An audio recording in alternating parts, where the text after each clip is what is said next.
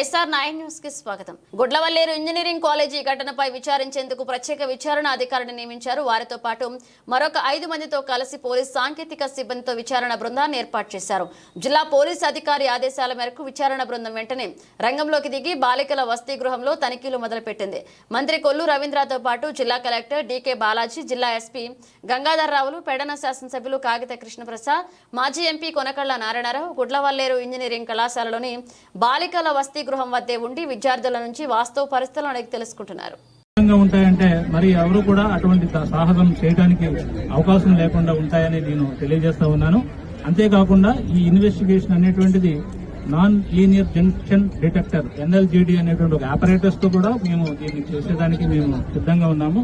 కానీ ఇక్కడ ఉన్నటువంటి సిచ్యువేషన్ ఎటువంటి పరిస్థితుల్లో దృష్ట్యా మాకు కొంచెం వెసులుబాటు కల్పించినట్లయితే మీ అన్ని కూడా మాకు సహకరించినట్లయితే మేము చేయడం జరుగుతుంది.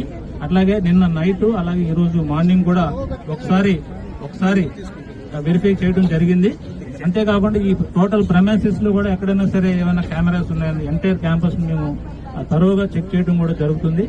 అంతేకాకుండా ఈ యొక్క ఇన్వెస్టిగేషన్ త్వరితగతిన నిన్న ఏదో చెప్తా ఉన్నారు, అంత సమయం పట్టేంత పెద్ద కేసు కూడా కాదు ఇది. ఇమ్మీడియట్ గా దీన్ని మా యొక్క స్పెషల్ టీమ్ ని ఏర్పాటు చేసి ఈ యొక్క ప్రోగ్రెస్ కేసులో ఉండడమే కాకుండా దీన్ని ఏ రకంగా మేము దీన్ని ఇన్వెస్టిగేషన్ చేస్తున్నాం అనేది కూడా ట్రాన్స్పరెంట్ మేనర్ లో కూడా మేము చెప్పడం జరుగుతుంది.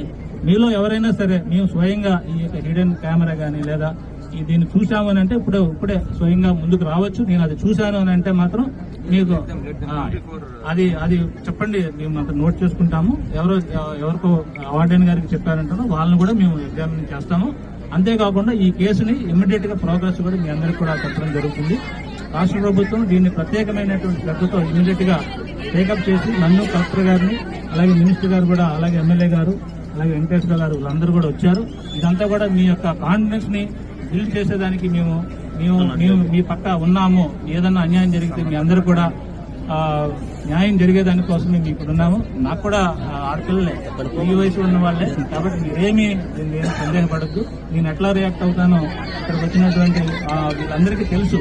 నేను ఏదైనా ఒక ఉమెన్ ఇష్యూ ఏదైనా వస్తే నేను ఎంత త్వరితగతిన రియాక్ట్ అవుతాను అనేది ఇక్కడ ఉన్న ఎవరైతే వచ్చారో ఈ బీజేపీ మోర్చా వీళ్ళందరికీ కూడా తెలుసు.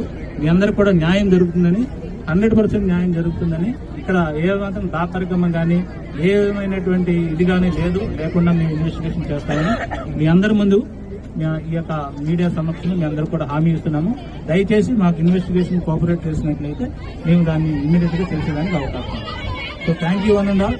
చాలా ఓపికతో ఉన్నారు. చాలా ఇదిగా మీరు ఉన్నటువంటి గ్రీవెన్స్ ని మేము 100% అవగాహన చేసుకున్నాము. ఇది ఎక్కడ జరిగింది, ఈ యొక్క ఇన్వెస్టిగేషన్ సంబంధించి ఈ యొక్క న్యూస్ అనేటువంటిది ఎట్లా వచ్చింది, ఎలాగ మొదలైంది అనేది కూడా కూలంకుషంగా మేము డీప్ రూట్స్ తో పాటు వెళ్లి మేము చేయడానికి సిద్ధంగా ఉన్నాం. So thank you one and all. Thank you very much.